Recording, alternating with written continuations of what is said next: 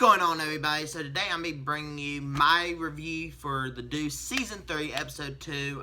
It aired tonight. I'm just now getting a chance to watch it and record it because I've just been a little bit busy with some shit. But regardless, I am getting this review up tonight, so hopefully you guys are clicking on it, or if you're watching this, obviously you have clicked on it. Hopefully you stay tuned to, watch the whole fucking review. But we're just going to dive right into it, and there are going to be some spoilers ahead. So if you haven't watched last week's review for Episode 1, the season premiere, go check that one out before you continue watching this one. But regardless, here we go. So this episode started off kind of where the last episode ended. It's still following these characters. Candy is still having her idea of wanting to continue to make these feminine erotica movies that, basically has story. Like, they're movies with story, but they also are porn at the same time. She doesn't agree with the fact of that, going in the more satire, comedic way that porn is now going. She doesn't agree with that, and since Harvey's going that route, they have a nice little moment. Yeah, she's bouncing the idea off of him, her movie idea about telling the prostitute stories, the things that they've gone through, which would be basically a documentary porn, which is very fascinating to me. For some reason, I'm very fascinated by that whole sense. But, they have a nice little moment. And then it basically leads to them arguing. And, of course, she,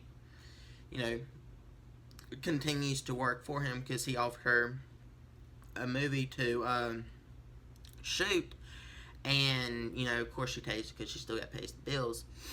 But it ultimately ends with her calling him a sellout, which he really is, because he doesn't agree with this type of, porn. But at the same time, he's selling out because he needs the money, and he won't do his passion stuff just because he won't take those risks because it's not bringing a lot of money. Yeah, it makes sense, and it's a good business tactic. That's just business, but at the same time, he's giving up kind of on his passion projects or how he sees that these films should be going. And of course, when she does the type of film that he wants her to make, she still brings her own unique to it, and it's a great scene with, her really bored with what they're doing on the camera, and then she sees the one actress who's the maid that has to join in later, and, it's just making these, really stupid comments to them, and she's not really into it. Of course, that leads to them eventually doing the fake French accent, which I thought was really funny, and whenever it pans to Candy laughing, it shows that, yeah, she can also make these comedy where it's not stupid comedy like they saw at that porn festival. It's, the whole, her type, realistic funny where it's just the accents and the way that they're doing it and the things that they're saying is funny instead of just that stupid, making the girl look stupid type comedy, which is probably the better route for her to go if she's going to still make her type of films, but then also make these other films.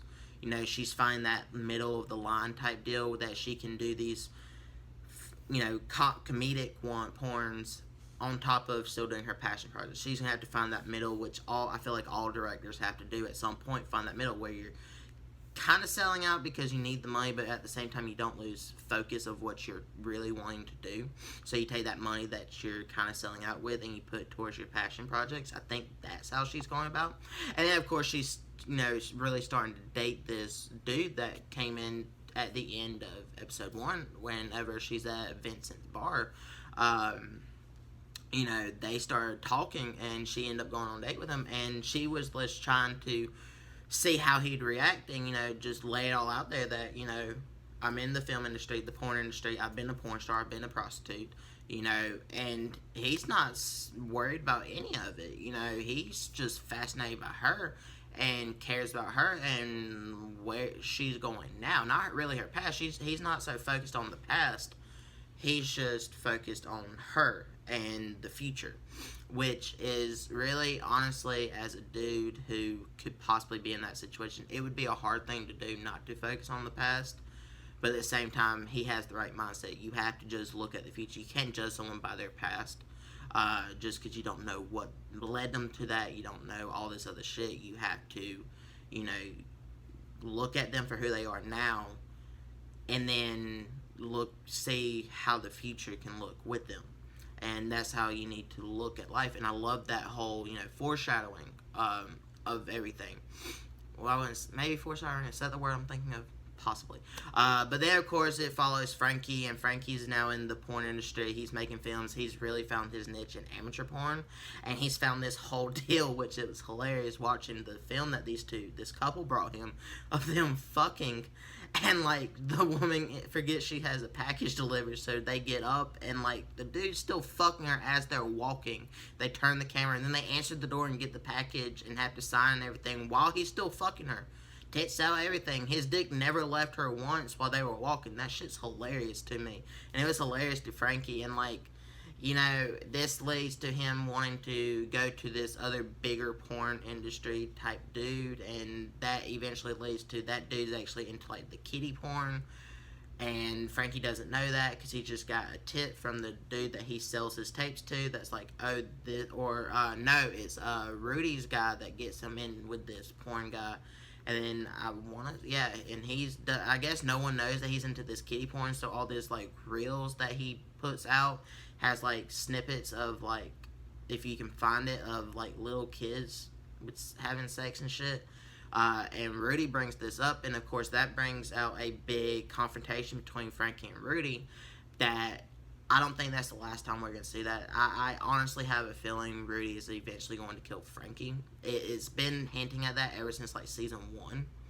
But I really do see that coming to more light as of this season. For some reason, that's how I see that whole storyline playing out. I don't see Frankie making it to the end of this show. I'll be really surprised.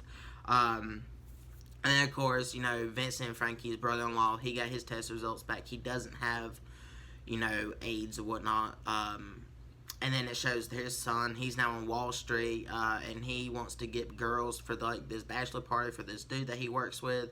After he brings one of the dudes to Vincent's bar, and then that dude gets kicked out because he passed the coke with $100 bill to snort it with to some strangers, and they took the $100 bill, did all the coke, and took the $100 bill and switched back out with $1, which is just smart and honestly. And then, of course, he got pissed and got kicked out by Mike, and then he called the cops, and then the cops came in, and it really shows that, and I think it opened up Vincent's eyes that, he's not going to be able to do this forever because the cops are actually starting to give a shit now and not being able to be bought off and all this other shit. So I really do see the fact of, Vincent's thinking about maybe it's time for me to get out, especially towards the end of the episode, because, his bar gets shut down for the night and all this other shit. And as the show goes on, and him going to the church with his son being, I guess, baptized, whatever the fuck that was, with his family and shit like that, I really see him starting to realize that maybe it's time for him to get out of this line of work. And the fact of how Lori was told you can't do this shit forever, it's eventually going to have an expiration date, which leads us to Lori. She's back doing drugs. Basically a lot of shit went on in this episode, and I'm not going to cover all of it. There's a shit ton that went on. The one thing I do think that didn't need to be in the episode, and they've done this once before, and I, once again, don't agree, but the guy cop, the dude that's helping out the guy that played Bob in The Walking Dead's character, if you know who I'm talking about, that's the main cop that we've been following. But this white dude that came up and is helping him take down these people, he's gay, and he goes to this underground gay club or whatnot, and of course they're still around, but they're getting fewer and fewer people going because of the AIDS epidemic when it first started to break out.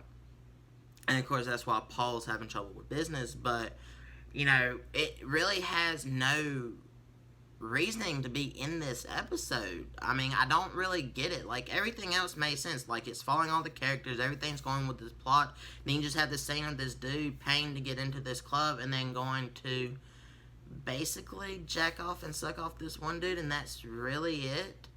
What was the point in that? But, like, other than that, everything else was great about this episode. It was well acted, well shot. The cinematography on this show is phenomenal. This show honestly keeps blowing me away every single episode just by the cinematography, the lighting, the soundtrack, the pacing of the show, all the characters, the way that they can take so many fucking characters and put them together in an hour-long runtime and never, like, miss a beat with these characters. Like, every character gets their moment. It's really impressive to me. And I honestly, I only see the one thing with how Frankie is going to end with him. I don't see him making out alive. But honestly, I could see them flipping it and Vincent not being the one making it out alive. I don't know. But yeah, I'm going to give the Deuce Season 3, Episode 2 a 4.8. I'm going to give it a 4.8 just because that one scene. If you know what that scene was about and what the purpose of it was, let me know down in the comments because I honestly have no fucking clue. But yeah, other than that, everything else, like, is working for this season. Especially, I like the fact that we're not just in New York. Lori's out in California. And it was hilarious that, she's actually standing up for herself. And I wanted to mention this, and I just now remembering it. When she stood up to herself in the, on the set, when the dude wanted to put a corn on the cob up her ass, which is just fucking weird, to begin with, whatever type of porn that shit is. She stood up for herself, and then basically she was said you just have to go with it. Which is basically how her pimp was, Cece was, with her, except for he was more abusive, but in the same sense. Nothing has fucking changed. Like, I guess that now the porn industry is becoming more like pimping, and I think she's really starting to realize that. But other than that, this episode was great. I can't wait for next week. I will have a review up for Season 3, Episode 3 next Monday after it airs. I am going to try to get it up earlier. But anyways, guys, comment down below. Let me know what you thought of this episode. Let me know who your favorite character is. How do you see this season ending? What was your favorite? Who is your favorite character? Who do you want to see come back? Stuff like that. And yeah, guys, in the description down below, I have links to all my social media accounts, so you can follow me over there for updates on my life, about the channel, things I'm uploading, things I'm working on, things I'm thinking about doing, stuff that's going on with me in film school, stuff like that. And yeah, if you like this video, hit that thumbs up button because it really does help me out. Also share it with all your friends, family, everyone that you know, and any people that you don't know. And hit that subscribe button for more awesome content like this, and the little bell icon to be notified when I upload. And I'll catch you guys in the next one. Goodbye.